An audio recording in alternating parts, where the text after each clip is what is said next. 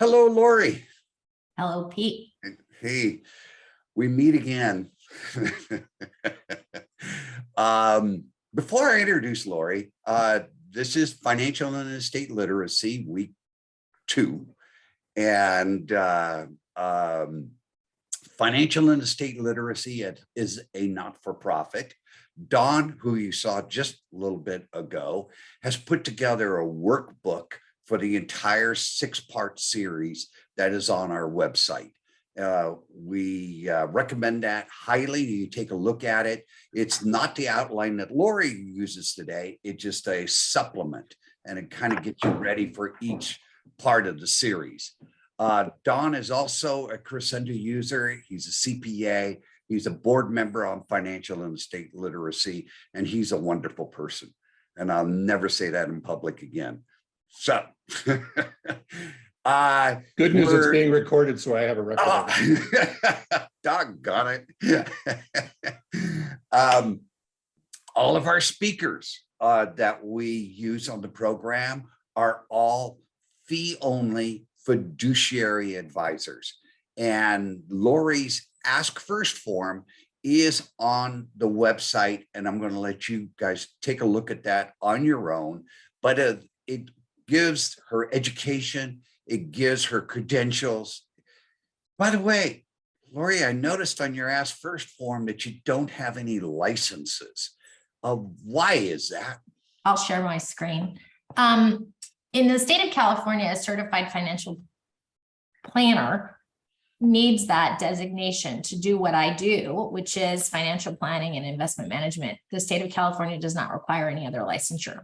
And because I never worked for a brokerage firm, I don't need those licenses. I never needed those licenses in any setting where I've worked. Okay. And so you custody your client's money where? At Charles Schwab. At Charles Schwab. And what kind of power do you have over that account? I have a management of the assets, like investment authority, and I do that in conjunction with my clients, like cooperatively with my clients. The only distributions I can make are to the clients directly. If there's any other distributions, I need the client's approval. So if I wire funds anywhere, I need the client's approval. I can also pay quarterly fees to my firm from their account with the client's approval. And the client can get to and see that Schwab account 24/7, any time of the day, anytime. Yes, Okay. of course. And business relationship, you're a fiduciary to your clients, which means 100% of the time.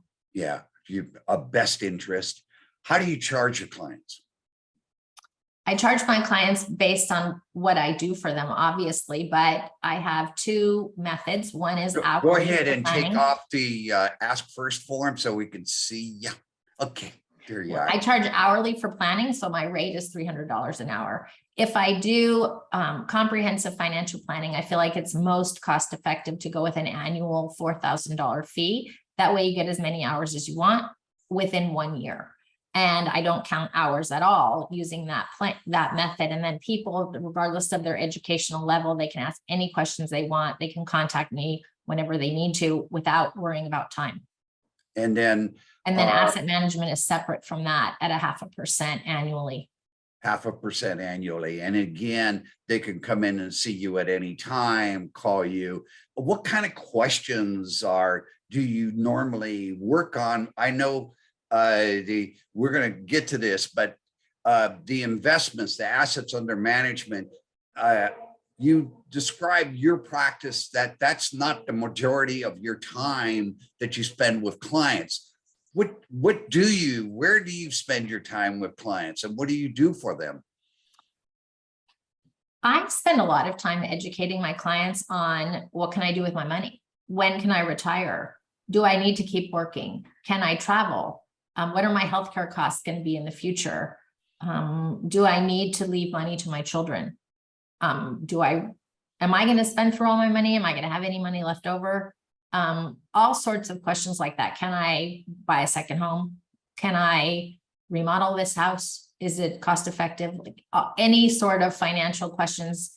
It's very much like financial coaching a lot of the time, because people need a trusted resource to make decisions, make financial decisions that are sizable. So people feel good about connecting with a financial planner that works in their best interest 100% of the time, because they're helping you make good decisions for your resources.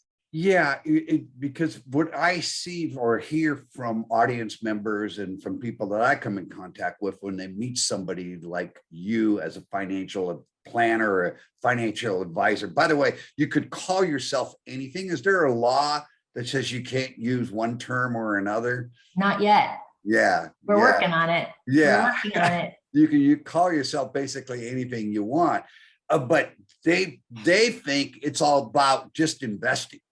That, hey, where are you going to put my money and what kind of return can you get for me? Yeah, investment management is one aspect of comprehensive financial planning, but retirement planning, taxation, estate planning, budgeting, cash flows, debt reduction.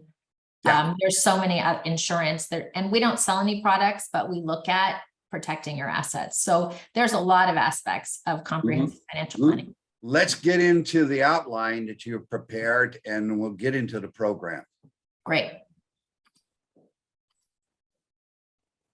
So hi, I'm Laurie Dubchansky, and this week is week 2 of your program, and I'm presenting on financial planning. Like, what is it? And we'll explain all that. Who is a financial planner? And Pete and I can come up with all sorts of characters that call themselves financial planners. Why should you have a financial plan? And what is it anyway? Like, what is it? We'll go through all that. So these are the basics, and we think that this is good for everybody to know. So who is a financial planner? And I sometimes love this list because you can be called all sorts of things: a planner, an advisor, a consultant, a wealth manager, an investment advisor, investment consultant, financial analyst. All these people may claim they do financial planning, like advising you on a multiple number of aspects of your finances, but they don't all do that. So I think a good question for a lot of people to ask is, do you do comprehensive financial planning? And this is a link to a commercial that the CFP board did a few years ago, where this guy dresses up and poses as a financial planner, and the clients that come in to see him find him totally credible. But in reality, this is him. He's a drummer in a band.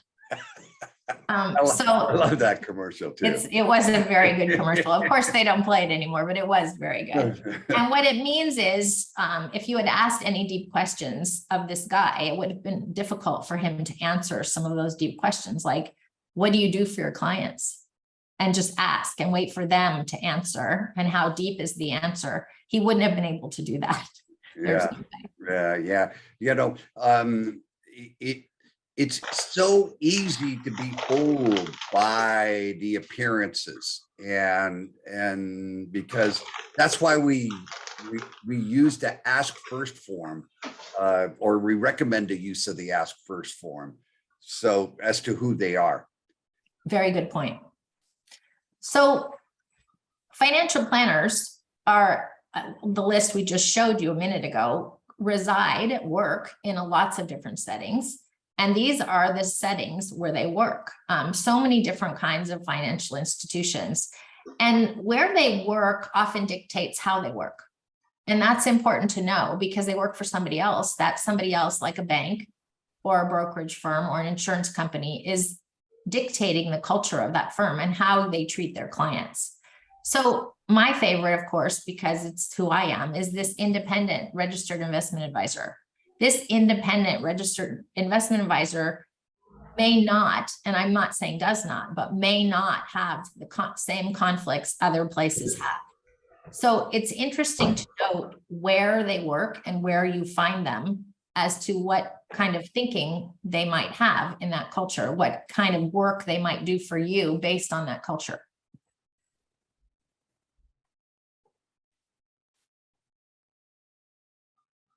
So various methods of compensation for financial planners, and Pete touched on this a few minutes ago. They can be commission driven, which they often are at brokerage firms. Fee-based financial planners is a very interesting point, and very interesting name that you should understand. Fee-based means they charge fees directly to the clients, and they also earn a commission based on products they sell. So it could be an investment, it could be an insurance product. Fee-based is a mixture of generating fees directly from the clients and also from commissions on some product. If there's one thing you need to understand, I believe, even above education or credentials, is how is the person that you have hired, how are they being paid? It is confusing. It's not easy. When There's go a ahead. few distinctions. So commission only, you can only be one of these three, really. You can be commission only, you can be fee-based, which is a mixture, or you could be fee only. Fee only means you're only getting fees from your clients. And there's three models of fee only. But it's important to ask somebody, like Pete just said, how do you get paid? Yeah, nobody's working for free. And if it's a commission product, well, then you're not paying them. It's kind of like buying a car, and you bought the car, and the dealership pays the agent. So, and this is the same thing. I think real estate as well, it works in a similar fashion. Your real estate agent, wants that sale to go through, because they're not going to make any money until there is the sale. It's fraught. There are highly ethical, good commission salespeople out there, but it's very difficult to claw your way through the conflicts that are inherent in a commission professional kind of objective planning. So I'm going to ask a question that's come in. Why do some brokerage houses pass you off to alternate individuals for various transactions versus one point of contact? Why? I don't think There could be specialists that sell those products. Like there could be a specialist in US investments, or could be an international specialist. If they're selling other products like insurance products, they're definitely going to pass you off to someone else who specializes in that. But even on the investment side, that you could be talking to multiple people. It could happen. I'm not sure, Dawn, I'm not sure if the question relates to different topics like insurance versus traditional investing. Okay. But even with traditional investing, it's possible that you talk to multiple people. Thank you.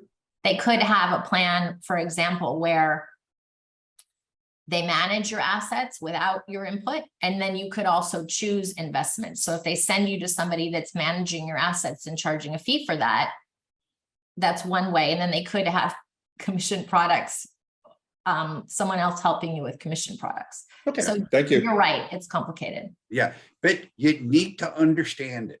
Okay, that should be a topic for the first hour of your meeting if you don't get it. But you don't work with the person unless you really have your hands around it, your head around it, because 95% of the individuals who are in the financial services industry are commission driven.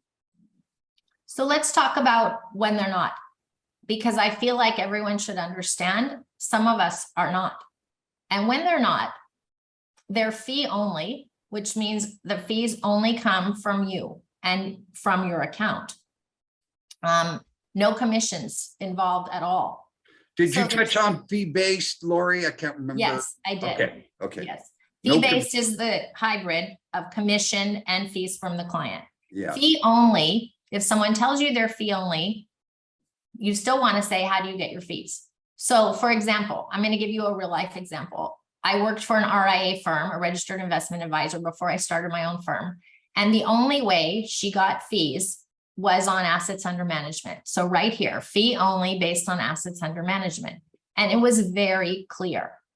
If you come in for comprehensive financial planning, she requires assets under management to do it. She will not plan for you unless she manages your assets.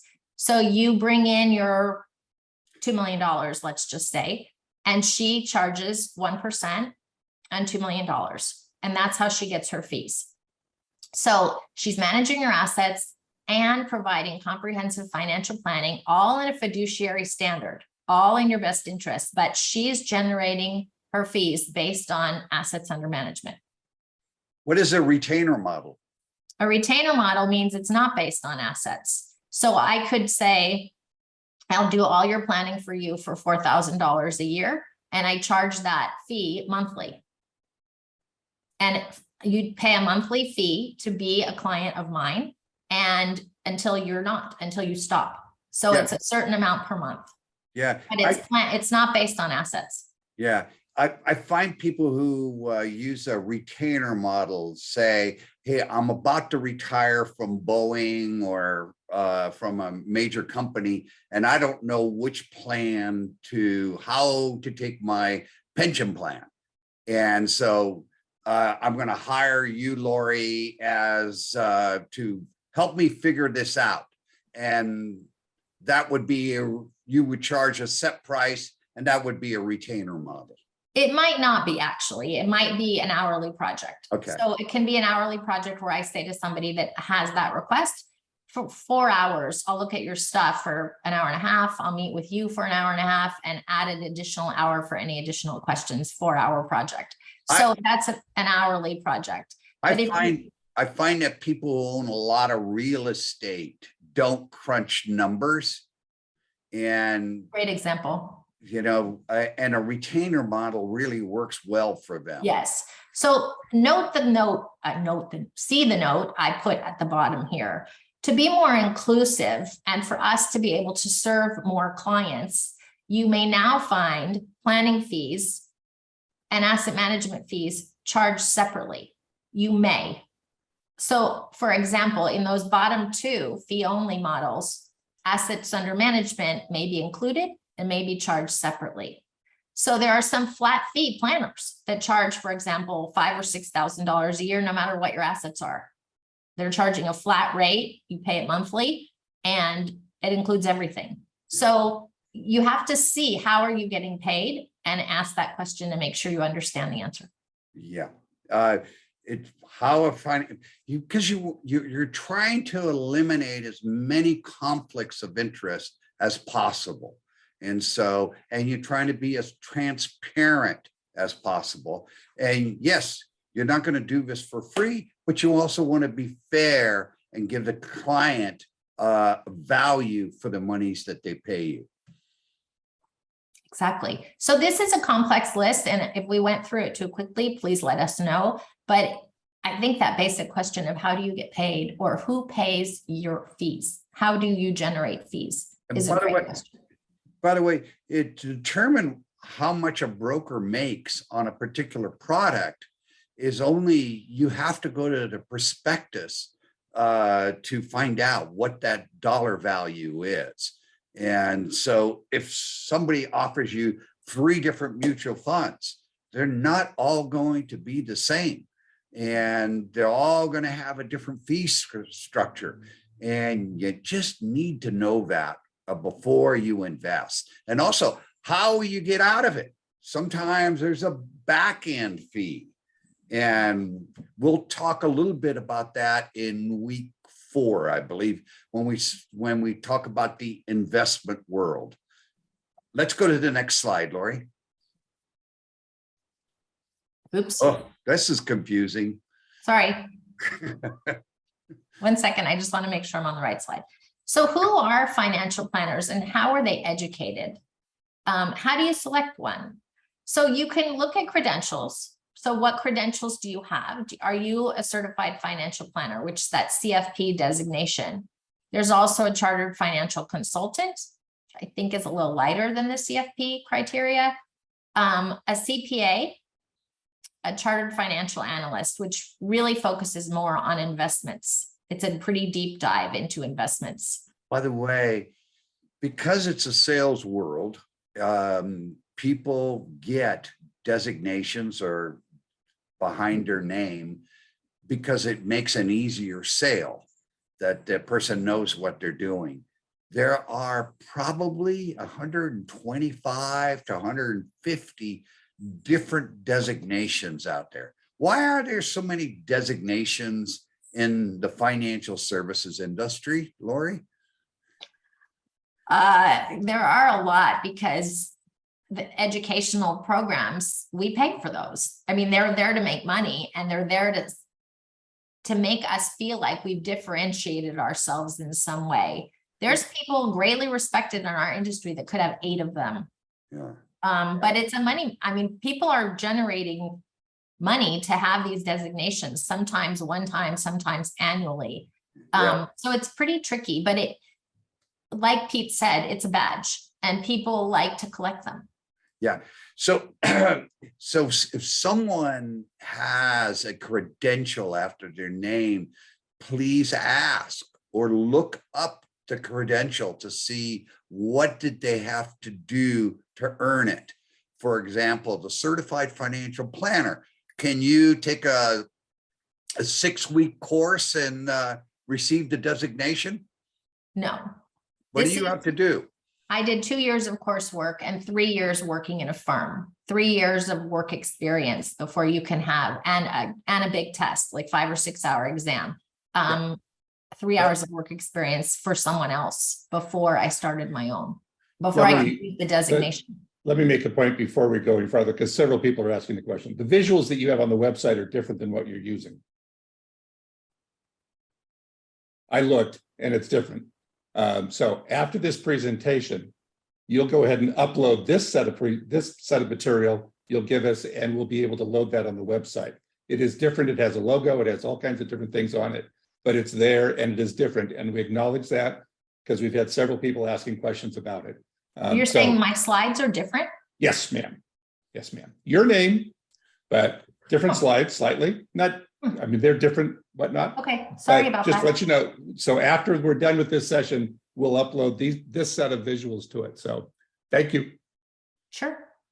Thank you. So besides credentials, there's a lot more that goes into your decision of how do you select a financial planner? What kind of experience do they have? Do I have a rapport with this person? I feel like that's really huge. Could you tolerate working with this person? Do they speak at a level that you can understand?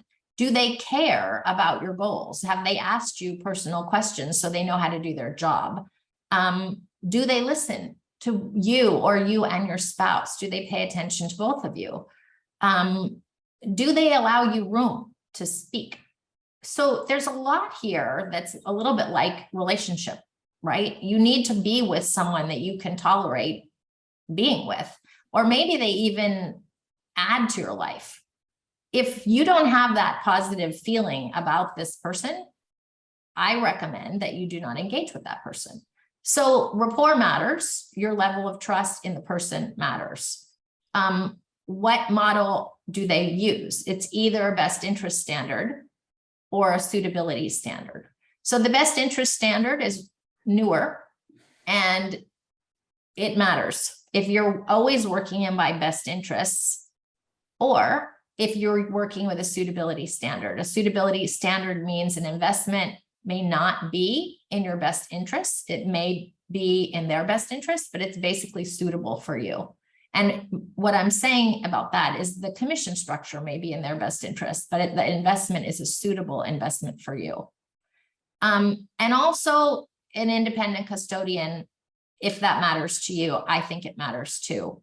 Yeah, you don't want to you don't want to run into a Bernie Madoff that cooks their own books. And by the way, financial elder abuse today is #1 crime here in Orange County. And so one of the things is that if you're starting to maybe lose a little bit of your memory, or you're starting to, it is too much to handle your own financial affairs, I highly recommend a fee-only advisor that you have a rapport with and that can help you protect your money, because the longer you stay in control of your money, by the way, are you in control of your client's money or your client? The clients have total control of their money. I'm assisting them with asset management, but you can go into your account and withdraw money, you have total control over your money. Exactly. And Laurie is going to try to help the client stay in control. And so, we called the program It's Your Money, and everybody wants it. So you need somebody on your side when some of the kids may ask for a loan or a gift, or I just had a client who went to Santa Fe, New Mexico, and got involved in a cosmetic multi-level marketing scheme, just to prevent you from maybe doing something kind of silly. Because when we're older, we can't go back to work and, make up for it. So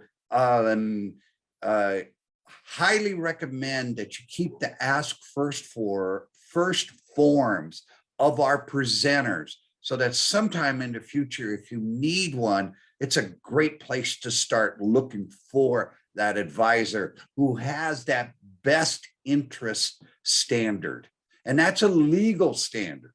So if Laurie gave you, if there's a 3 different mutual funds, and one charges a higher fee, one starts a mediocre fee, and one charges no fee. Well, if Laurie recommends the high fee mutual fund, she's not doing it in your best interest, although it may be suitable. This is the legal jargon that people go through. And find very, very few people who take their broker or their insurance agent, the renegade, to court, because they feel like, hey, I took the bite, I took the hook, and I didn't have a gun to my head. Well, I don't believe that's a good reason. You need to spend some time looking at how to select a planner, and do it beforehand when you feel good and when you're competent, and you say, okay, when a time comes, this is the person I'm going to call, even if you don't want to do it today. By the way, myself personally, I do not manage my own money. It takes too much time. It does. So these are the reasons to have a financial plan. So like, if you thought about why would I do this? It helps you define your goals. Give me an example of that. I mean, if I got 20 goals, do you work with me and say, okay, let's boil these down to your top 3? Right. We need to figure out the timeline for your goals. We need to figure out what you really prioritize, like what's most important, and what is the timeline for each of them? What are the cash flows we can attribute to those goals? How fast can we fund those goals? Like, you for put example, an actual dollar figure on those goals? Sure. Yeah. If you want a second home, if you want to take a $20,000 cruise that goes, around the world for 2 months, like, depending on what you want to do, it doesn't matter to me if it's even saving for Christmas gifts for $2,500. Like, everything matters that you're doing. And it matters what cash flows are like to get you to those goals. We have to figure out if they're realistic for your timeline, and knowing the goal and how much it costs. So you on number 4, you said you're going to show me the money mistakes I'm currently making. I don't want you to tell me the mistakes I'm making. Nobody wants to hear that. This is Nobody like a therapy. Are we in a therapy session? No. It can be super simple. I've had clients that show me a download of their spending, and it turns out they're paying their HOA fees automatically debited from their account, and also sending in a check. And the HOA never let them know that they were double paying for like 6 months. So there can be mistakes like that. There can be mistakes where you're paying $200 for cable, but you don't really watch television. There can be things you don't really realize you're doing, and nobody calls them a mistake when we're working together. Good. You realize that this is what you're spending. Is this a concern for you? So one of the other mistakes I see a lot of times is people do whatever they want to do, regardless of their resources. And I know I can't see everyone right now, but you might kind of go, really? Like head tilt, like really? But I just met with a woman who has $85,000 saved for retirement. And she told me that she's 73, she still works, but she'd like to take $3,000 a month out. For $85,000 saved for retirement. She's going to have $1,500 of Social Security. She wants to take $3,000 out a month so that she can have $4,500 a month in income. so unrealistic. She had no idea that that was unrealistic because nobody ever talked to her about it to say, you will deplete the $85,000 in 2.5 years, done. And you're 73 and you're healthy. So this is not a mistake. It's just that nobody's ever talked to her about it, because who do you talk to about this? That's Your what I was going to CPA say. doesn't know your retirement account balance. It's not relevant for your CPA. Like, you need someone to talk to that's objective about what you're doing and helping her understand that she has to take the money out much slower. Convinced her that she's going to have to work part-time in retirement. Like, she doesn't really have enough saved to do it without work, which is not pretty, but it's the truth. Yeah. So it's not a mistake. It's just education. Number one reason for divorce is money. So It's not easy. Not easy. And to talk about money, I think people have an easier time talking about their sex lives than about how they spend their money. True. So, but you need to, it's Yeah, you need to. And some people tell me, I don't want to count how much I spend. because then they may have to change. They don't Well, want to change. They don't want the bother either, even though they have a competent person in the house to do it, like a spouse that has no problem doing it. They don't want to do it. They'd rather not, because they've always been working and making a bunch of money, and they never had to consider it before. But I explained to people that in retirement is a bucket. Like, you have a bucket of resources. It's not constantly raining money on you like it was when you were working. You had constant income coming in. Retirement is a little bit different in that we need to evaluate the pace of spending. And so even with $6 million or $8 million, you have to count. Like, unless you have oodles and you're a frugal spender, you got to count what's going on. Number 5, when you have a client that has assets under management under that fee model, do you provide and rebalance on the end of the year, kind of say, hey, you're getting to your goal? Or is that what? Well, don't forget that I make sure the goals can be met up front, right? Okay. So the goals can be met up front, but sometimes clients are saving for their goals aside from assets under management because they come out of payroll and they may establish an account at an online bank or a credit union. And if they have a travel goal, I may have them put money aside during the year for travel. I may have them put money aside during the year for a car payment. But these are different kinds of goals. Long-term goals like retirement, yes. In answer to your question, yes. We set up a structure so that we know you're invested with the least amount of risk to meet your needs. I don't need to put you in a high-risk situation to meet your needs. I like to de-risk your portfolio so that you can sleep through the night and know that your goals are being met. Now, if we're doing some out of cash flows, like if you're still working, those are separate. Well, number 9, I think, is great for kids. No kid listens to their parents about money or anything else. Send them to you because you'll help them build the wealth and make the correct moves. Let's go to the next slide. So this is a process of financial planning, and this is what I was talking before about comprehensive financial planning. It's balancing today's needs with goals for the future. There's analysis, integration, and implementation of these steps. So there are multiple aspects, multiple topics covered in comprehensive financial planning. And I ran through this list briefly earlier, but your goals matter.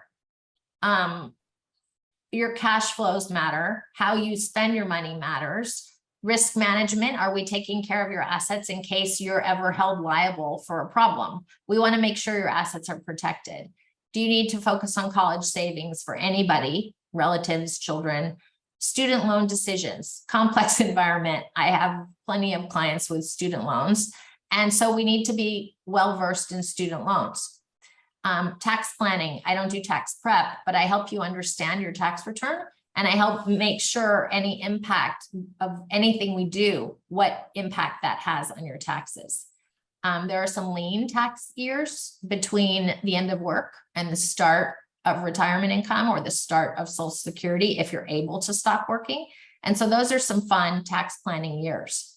I notice your note on the bottom there. Your financial planner should evaluate your tolerance for volatility. Are you getting this kinds of calls in the last 2 to 3 months? Yes, plenty of people have been uncomfortable about the volatility in the markets. However, the plans I do for people incorporate 2 years of negative returns, double-digit negative returns, 1 double-digit, 1 single-digit negative return year for everybody. So even though we have 2 years of negative returns modeled, people are still concerned. And some people recognize that this is a cycle and that the long term will hopefully correct for this cycle as it always has in the past, long term. Some people are more uncomfortable than they thought, and we need to switch them in a much quicker timeline. So I have had very few people that haven't been able to tolerate the volatility because we've invested them according to their tolerance for the volatility. Huge issue, because one of the worst things that you can do is to sell assets at an inappropriate time because the risk is too much for you, or you can't sleep at night. You know, it's Yes. that's a horrible feeling. Yes, it is. You know, one of the biggest fears consumers have is running out of money. So when you say you model, what does that mean? That means I run projections and we run various scenarios so that you can see which ones have the greatest success rates. And success rates means the probability of not having to make changes in the future. So if you stay on this path and we inflate your expenses every year by a certain inflation rate, and we use 2.5 because the government is trying to get back to 2.5 long term. I use 5% for healthcare inflation. I use 4% if you're living in a retirement community for your housing. So I have a few different inflation rates on different buckets, like different types of spending. But what we do is we model based on your assets, what you'd like to do. All your goals are included. And I review this with everybody. Your current portfolio is modeled in there. And would we do better with a different portfolio than you have now? Or can we keep the same portfolio and be fine too? So I don't try to make changes in people's portfolios, especially if they're happy. I just show them that either a tiny bit more volatility would make a difference or less volatility would be just as good. Since you raised the question about modeling, I'll ask a question that's been sitting here for a while. I was waiting until you got into budgeting and looking at that. How does one estimate future healthcare costs for a health responsible person, eating out, other kinds of things, exercise? You made a comment. How does one budget healthcare? I budget healthcare because I model Medicare Part B. I model the supplement. I model out-of-pocket costs based on your history, what you spent on your own healthcare. Okay, thank you. I have eating out as part of the budget. I have travel as part of the budget. So does that answer your question? It should. Yes. And also what the type of insurance that they have. What is the cover? Every year, somebody should look at their supplemental insurance to see what drugs they're on and whether or not the company that they're using reimburses you appropriately for that. This is not easy to do. No, I was just going to say. Just not easy to do. And what's really funny is who do you go to for these questions? Just as a quick aside, I went to the dentist this week and they told me my insurance doesn't cover what I want to do. I'm trying to put up the, and it doesn't work, but I just got the Medicare and You manual yesterday. I mean, It's It, lengthy. it is almost 200 pages. You know, I'm fairly familiar with the stuff because I deal with it every day. But for people that are 80 and 90 years old, how do they make sense of all this stuff? No, Anyway, I think being in an HMO is probably helpful at that point because it gets less complex if someone else is managing the whole thing. I don't know, but Yeah. it depends. Like everybody's different. I want to give you a plug, Laurie, because your past background is in the healthcare area. And so if somebody has a real issue in that area, Laurie is very competent in that area. Can we go to the next slide, Laurie? Sure. So these are some self-assessments you could do before you get to a planner. How much will I need in the future for these things? Lifestyle goals, that means personal spending.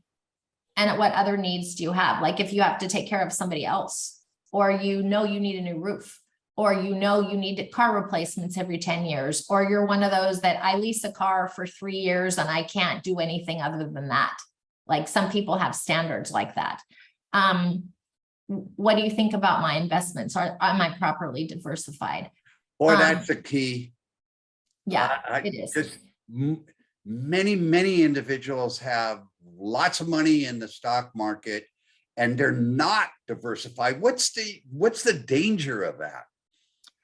I have a new client who just retired. He's 65 years old and he has 80% of his assets, 6 accounts, but 80% of his assets in one stock. Wow. It went down 80% this year. Wow. You know, I've had a similar situation where somebody retired from 3M and they loved 3M. It was a great company and they would not sell that stock because they thought they would be hurting the company or doing something about loyalty, you know? So people put these all your eggs in one basket into these assets and diversification. Yes, it matters. Yeah. And then is my strategy doing the best it can do for taxes? Have I protected my family against risk? That's a really important question. Do I have enough insurance in case I have a liability problem? Do you sell insurance? No, I don't sell any products, but I will make recommendations and I will review your current insurance to see if I recommend any changes based on your assets. You go back to your insurance person, or I can get you comparable quotes and you can work with that person. I don't sell insurance at all. When you say pass efficiently to assets, efficiently to heirs, so do you actually get into estate plans with them? I do. I recommend some people get a trust that don't already have a trust, and we evaluate the need for a trust based on the state you're in. So every state is a little different. Do you evaluate who they picked as a trustee and you know, that type of thing? If they want to, yes. I make sure basically that they have a trustee they trust, because that's really important. And then I also make sure that the beneficiaries are set up correctly. And I think I was saying at your in-person one last week that I have a client for 3 years who has beneficiaries in his trust that he doesn't like. And I've been trying to get for 3 years to update his trust to get beneficiaries in there that he does like. So I stay on these things with people until they fix it. But is there ever enough for children where somebody should consider a charity? They said, what legacy do I want to leave? You know, we can very easily disincent our children from future work if we leave them a big pile of assets. A big pile of assets takes an awful lot of responsibility, and as they're distributed to the heirs, can change their life, and not always for the positive. So we need to leave them what we're comfortable leaving them to make the changes in their life that you'd like to see. Like if you want your kids to send their kids to college, a certain amount for their kids to go to college, a certain amount for them to buy a house, maybe down payment on a house, or something to make life easier, but not disincent them to stop working, or not incent them to do stupid things with their money, like yachts, like Seriously, like kids can, and I mean adult kids that are 40 or 50 years old, can do some things that are considered wasteful with the resources you've earned. So you have to put your own values on that and think, what do I need to pass to my kids? We recently decided that we don't need to pass so much. And we have 2 kids and we're doing a third to charity and a third to each child. It still may be too much, but we're starting with a third. And our kids were like, why don't you do half to charity and a quarter to each of us? So those are options. Like we could make those changes, but we started somewhere by saying you're not getting all of it. But you have to have a dialogue, with somebody such as yourself, who's objective, and let me bounce this off of you and see. And you have to know your children. And I don't know your children. So we need to talk about your children and their values and how they might be impacted by a gift when you're gone. Let's go to the next slide. By the way, how many slides do we still have to go, Laurie? I don't have to go through all of these, and I know we're running out of time soon, but these are the steps of developing a financial plan. So somebody will ask Don, you. how much time do we have left? 5 minutes. Huh? 35 minutes, 30 minutes. 35 Oh, minutes. 35. Sorry. 11:30. Okay.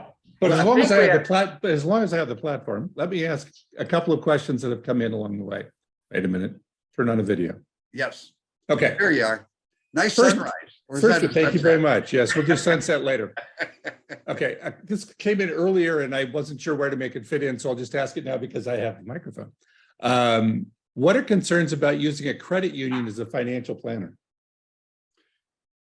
Say that, Don, one more time. What concerns? What are concerns about using a credit union for a financial plan, for financial planning?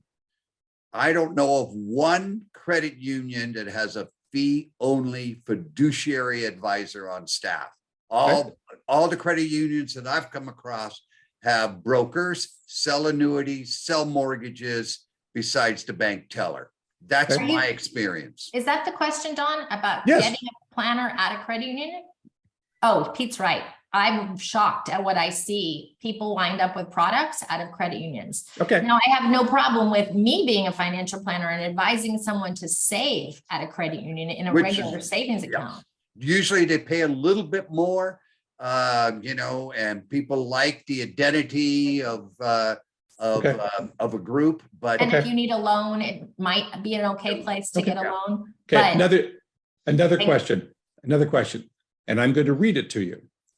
I'm going to move it over here to make it larger so that I can read it easier because I'm old. An inherent element of investment is the risk of losing invested principal or not gaining enough. When that happens to some or all of your clients, how do you justify that the loss is out of your control instead of in your control? markets go up and down. They do. They go up and down. And for 10 years, they only went up. So go ahead. they've gone down a lot this year after this nice 10-year span of going up and up and up and up and up. So we're seeing a significant correction this year. I do my best to make sure that the amount allocated to the most volatile is minimized. Like the amount that's dedicated to equities that are more volatile are minimized. We've also had a difficult year in that interest rates have gone up very rapidly to control inflation. So interest rates going up have made bond portfolios fall in price, but people are getting higher distributions from their bond portfolios now than they did earlier in the year. But price volatility is what's bothering people on the bond side. So there's a lot to understanding when a portfolio goes down and what caused it to go down. Is it normal or is it? This year is not normal. Yeah. This year is not normal at all. But It's it not is. normal to But have. it is normal for your portfolio to go down. Well, not if you don't have long-term memory. Yes, it is normal to have up years and down years and Yeah. up years and down years. Very normal. It's the stock market, Thank you. but you have to have a long-term memory to remember. I'll give you an example of my own mother. Father dies. I step in and try to help her out, and she has $200,000, and I put it in a diversified portfolio, at Schwab in no load mutual funds. And the first month she gets her statement and she says, Pete, I gave you $200,000 and now it's valued at $190,000. What did you do with my money? And she started crying. And I go, Mom, I put it in a diversified portfolio. It's going to go up and down. This month was it was a down month. And she goes, I can't take it. I don't think it's normal for my money to lose it. That's not investing to her. So we took the money out and we put it in CDs. She felt 200 times better. And that's the way we move. So no matter what we say here online, it's important to look at yourself and say, how much risk can you take? If you don't feel, if I talk to somebody who went through the depression, they're not going to want equities in their portfolio. No, And treasury. So, yeah, treasury. So the financial advisor has to get a sense of you as to what you're capable of doing. And sleepability is really important, because if you can't sleep, you're not going to live long. So, And we like happy clients. yes. Yeah, Actually. So if you're happier with getting US treasuries, and earlier this year they were paying 2%, now they're paying 4%, like that's okay. Yeah, interest rates go up. I remember a time when they were paying, interest was paying 16, 17, 18%. And I remember it was paying 1%.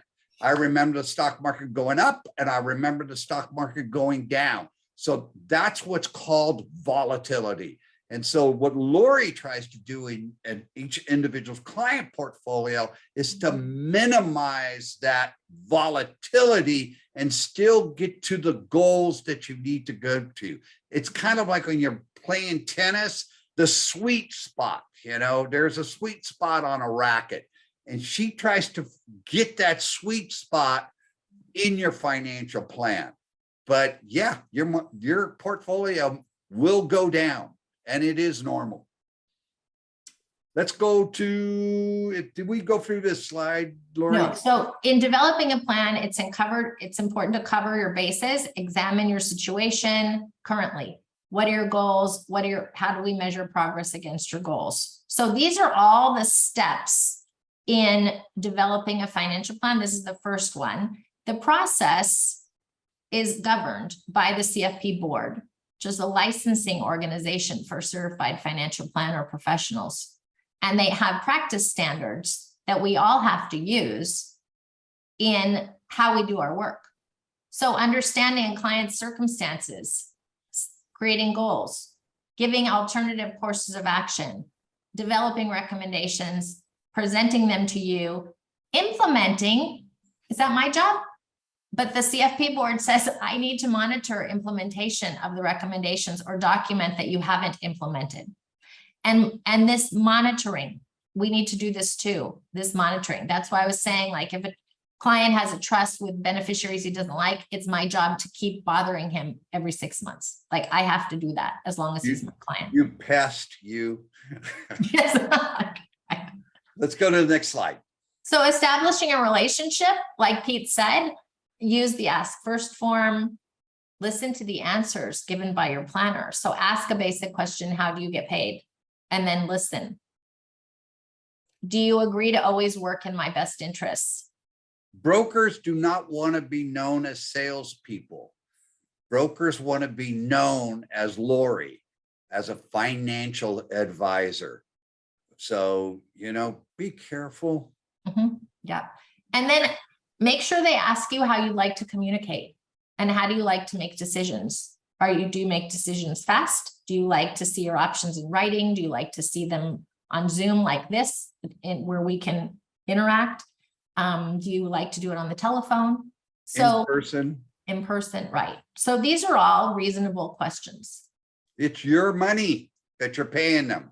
And if you're doing comprehensive financial planning, the planner should ask you questions about your life, your money history. right? Were you raised by anyone who was a spender, overspender? Were you raised by somebody who believed in the value of savings and taught it to you? Family stories. Do you have other people in your family that you need to take care of? Do you have anybody, siblings, children that you might need to take care of? Is anybody else part of your responsibility? Your personal goals, your interests, your hobbies. These are things that matter, especially in retirement. Like having hobbies in retirement is really helpful. So if you don't have any, it's a good time to think about practicing some. Assets and liabilities matter quite a bit. The reason you're meeting with the planner, like they should ask you, why are you here? What would you like to achieve? If this turned out to be hugely positive, what would be impacted? Like, how would it be different for you if this was hugely positive? And then, like I said before, your decision-making and preferences and communication preferences. Let's go to the next slide. Identifying your goals. So we listen to your goals.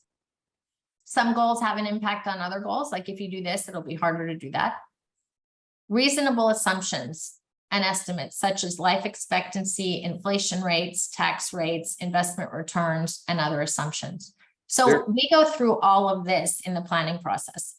Yeah, and depending on the assumptions that you use, the results are going to differ greatly, especially when you make it a span over 5, 10, 15 30 years. Yeah. They're right. huge. Yes. So analyzing the client's current course of action. So I show you the current course of action and show you how that's going to work. And then I show you various options for making changes to show you how those are going to work. And you may say, I'm going to do exactly what I'm doing and I'm going to be fine. Like it could just work. And then there are other times where you hired me because you know it doesn't work. And what are we going to do about it? I have one of those right now. So it's very important to spend the time to say my current situation is going to work just fine as is. Or are there other courses of action that might work better? And then we give the recommendations to the client. Some of these blend together a little bit, but I go over all these assumptions used in the recommendation and I show you which goals you're meeting. I show you the timing of the goals and is that recommendation independent or in conjunction with other recommendations? So some of the things don't impact other things. Like, for example, if you have a rental property and you choose to sell it in 23 or 24, it may not matter the year you choose to sell it because you're not buying something else. If you were buying something else, you would want those cash flows coming in before you bought something else. It's a good example. It's just an example. And then presenting the recommendations. So I don't do this just in a row like this. Like I go over recommendations, I go over changes, and then you decide which ones you like.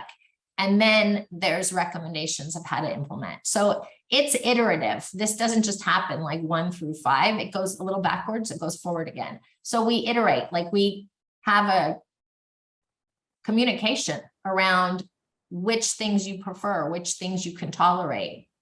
So when you say implement, what does that mean?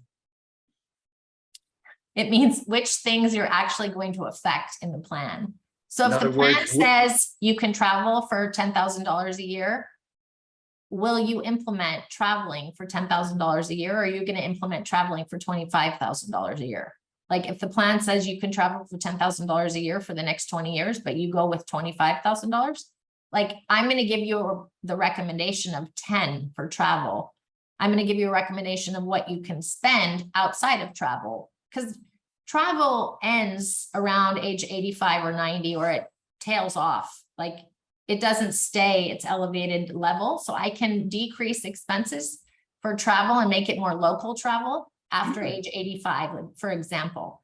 Do you ask, let people know how to implement as far as what mutual funds to purchase? Oh, no. Yes, no, no, this is not vague. There's nothing vague about implementations. If they're doing their own asset management, I will go over their own asset management and explain why their bond prices are so low right now, like why they've lost value in those bonds.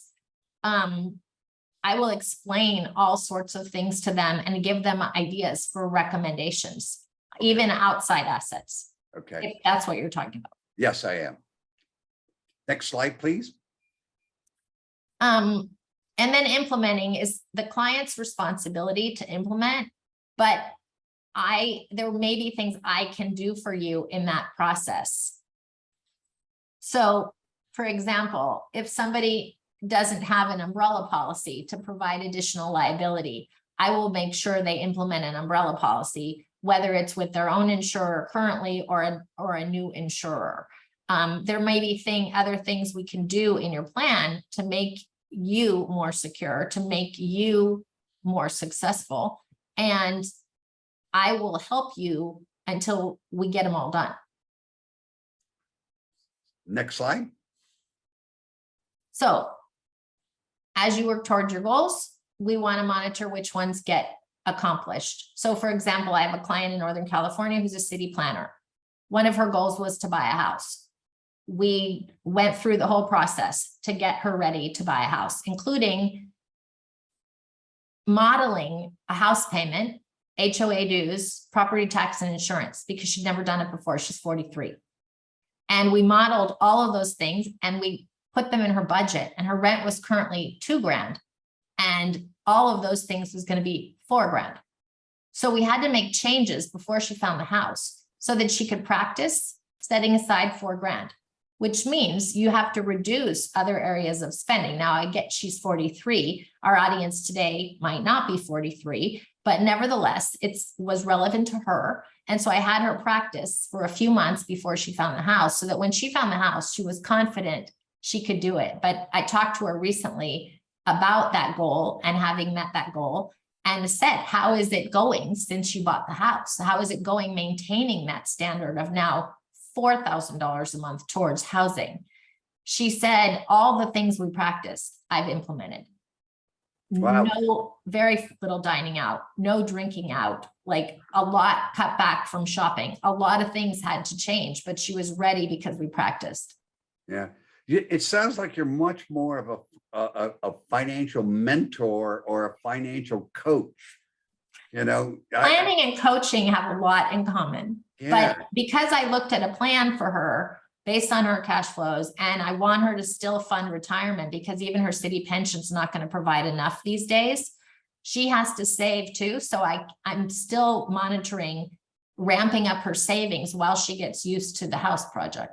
You know, so few people do this. You're really a reality check. You know? True. But sometimes the realities are a little hard, like the lady with $85,000. Yeah. It's a little Yeah. bit difficult. Yeah. And so, you know, what a service. I mean, when somebody says, you know, the way you're spending money, you are not going to run out. That is a huge security for someone, you know, when they get into their 80s and 90s and beyond. So let's go to the next slide. Oh, I'm done. Wow. That was it. Step 7. There's 7 steps. Okay, let's I'll stop sharing. let's He's go ahead and put back. yes, Trevor. Let me introduce Trevor, Trevor? Murphy. Trevor, are you there?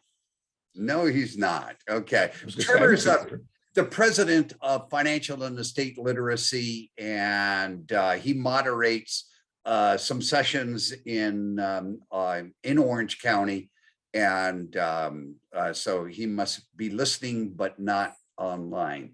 Pete, we have Don? yes, we have a question. I'm going to rearrange it slightly just to set the tone. I'm 92 and my husband's 94 rather. Where do I buy treasury bills?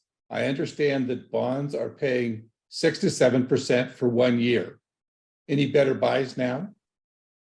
I don't think you're not going to find treasuries at 6 to 7%. I But- think it may be I bonds, but you have to keep them for 5, don't you? An I bond is paying the current rate of inflation, which is positive, right? It's between 8 and 9. But an I bond has a maximum investment of $10,000 $10,000. per person. Unless you have a trust, you can put another $10,000 in. So it's a low amount of resources that you can actually get into an I bond, and it's for a 94-year-old, depending on your capability, you could do it, but it has a 1-year term that it must Oh, stay in. it's 1 year, okay. And then the 2nd through 5 years, you lose 3 months of interest if you take the money out. So if you're earning 8%, you're missing out on 1/4 of that in the 2nd through 5 years. After 5 years, you can take the money out without any sort of penalty. It lasts for 30 years, but you have to be mindful of the inflation rate, because if the inflation rate goes lower than the US Treasury rate, you wouldn't want to stay in your I bond. But for right now, it's pretty cool. The other, because it's so high, the rate is so high, but the little tiny barrier to the I bond is that you have to go on treasurydirect.gov and create an account and link that account to where the funds are so that you can move $10,000 into the account. Nobody can do it for you, like, unless, you know, family sits with you, but like an advisor can't do that for you. You need to create your own treasurydirect.gov account. And this is for an I bond or to buy treasuries directly from the US Treasury, treasurydirect.gov. And then can you buy, let's say, obviously in early 90s, what she's looking for is the maximized amount of fixed income in a secure way. Can she go to Vanguard, for example, and get a mutual fund that invests in treasuries, or would that not be appropriate? You can get a short-term treasury fund, like a 1 to 3 year. There's a What Vanguard does short-term mean? under 3 years. So that if you believe rates will go up, you want to stay short. If you believe rates are going to come down, you want to be a little bit longer. So it's a personal belief. There's no crystal ball. It's really hard to predict, but I'm staying within about 2 years right now. So a 1 to 3 year fund doesn't bother me at all. There's a Vanguard low cost 1 to 3 year fund. And you can look at, when you look up funds, you can look at their current distributions, because now that rates are up, they're distributing more than they did. Yeah, and 6 to don't 9 look in the years rear view mirror, you know, because when you look at mutual funds, especially in the fixed income area, they show what they previously paid out, not what they're Now presently that paying rates are out. higher, it's a Yeah. little prettier than it was Yeah. earlier this year, Yeah, but prices are down. yeah. Stick to Vanguard or to Schwab if you're going to do a mutual fund in the fixed income area. Oh, unless you have another recommendation, Laurie. No, I like Vanguard products a lot. They're low fee, pretty straightforward, but you have to be careful what you use, because there's even a Vanguard short-term fund that had a duration of about 3. So a duration of 3 in a short-term fund means that every time interest rates move 1%, your bond price is going to go down 3%. And you wouldn't really expect your bond price to go down that much for a short-term fund. So there are some short-term funds that are a little volatile. Like, I didn't really enjoy that volatility in the price. So getting a US Treasury fund that's pretty straightforward, it's US Treasuries, it's not corporates, it's not other stuff, it's just a Treasury fund, is a little bit more straightforward. And when you own treasuries independently, it's really very straightforward, because they start and they stop, kind of like a CD. Like, it has a term and you get your principal back guaranteed by the federal government. When you're in a fund, it's constantly buying and selling products in the fund, and it's less control, but it still can be a good fund. It's just less control. Yeah, one of the things is that Delia, who spoke last week, and Laurie, who's speaking this week, and each one of these individuals can give the entire 6-week series and do a really competent job of educating you. What we try to do is that we try to bring in different presenters to do one small part of the 6-week series, to give you an idea as to different personalities, different methods of conducting your business, but they're all fee-only fiduciary advisors. When we come to bonds is one of the most difficult areas to invest in, and we're spending almost 45 minutes to an hour on bonds. I believe in week 5. I'm guessing off the top of my head, but Yes. we're going to get there. Yes, And we're going to talk about asset allocation. We're going to talk about bond investing. And it seems simple on the surface, but bonds is not as transparent as equities. let me raise there's a question that's been asked, and I think it's a misunderstanding. The session we're currently doing is It's Your Money. There was a question of, no, according to the schedule, this was supposed to be healthcare planning and power of attorney. That's estate, and that's tomorrow. So the confusion might have been which session this is. This is money, and tomorrow is estate. So same time, same place, 10 o'clock tomorrow morning, we will be doing healthcare and power of attorney. That will be in tomorrow's session. So I think there may have been a misunderstanding of what this particular session was. Yeah, we'll have However, Laurie is going to replace the material that she used today, and we're going to put it over there. Now, some people have looked at what you put in there and think, gee, that's interesting stuff. And my suggestion to them was take a look at it, review it, download it if you want. And then when she puts the new stuff in, it'll be for today's stuff. And I'm sure that's going to have her contact information. And if not, that was probably in her Ask First form, which can also be downloaded. Where are you located, Laurie? On MacArthur in Newport Beach, I have an office by the airport there at MacArthur Court. Okay, because this particular Zoom presentation may go all over the country. So I do a lot of work on Zoom. on Zoom. So It's very and effective. you're comfortable doing that. Mhm. Okay. Are there any other questions, Dawn? No. Laurie, We're do good. you have anything else that you would like to? I just want to impart? say thank you to anyone who's taking the time to get educated around their personal finances. I know it's not always fun. I know there are more fun things you could do, but there's nothing more valuable than understanding the basics of personal finance, so that the more you know, the stronger you are in creating a positive financial destiny for yourself. Like the more you know, the better off you are. So good for you for spending the time. I'm proud to be doing week 2 with you. Yeah, and we're proud to have you. Have a Don, good day. thank you so much, Don. Is there any Thank you. words of wisdom? How about your workbook? Is that going to be, what was your philosophy in preparing the workbook? The concern or the feeling that I had was at times, I mean, having watched this presentation in live and in Zoom and whatnot, was sort of an overview look at it and saying, I mean, the way I had written it in, for instance, for this session, was setting goals and targets and where are we going to go? It wasn't how it's going to be done, which is what Laurie did today, which the presenters are doing. And that's why their material is so critical to this. To me, it was more of an overview and a theme through it of think about what you're doing. No, you have to know where you are today. And you need to have an idea of where you're going to go. And is that first question that came in today, how on earth do I budget something like healthcare or any other thing looking forward? And all of that is so difficult on one side. And yet that's where someone like Laurie or the planners that we get into the detail of it, but thinking in terms of where we are and where we're going is what I think was good with the workbook. I did notice incidentally that there's a typo on the website. To download the workbook is misspelled. Apparently only on certain days is that misspelled. That's okay. I don't do the website. And it's really, that was more just planning for your own purposes. It was not to do a plan. No way. It was to get ready to do a plan. And so that when someone comes to Laurie or someone else, you've thought about a lot of these kinds of questions, and it's not a surprise when they come up. So, And we welcome feedback. You know, we sometimes operate in the blind because this is not a two-way communication.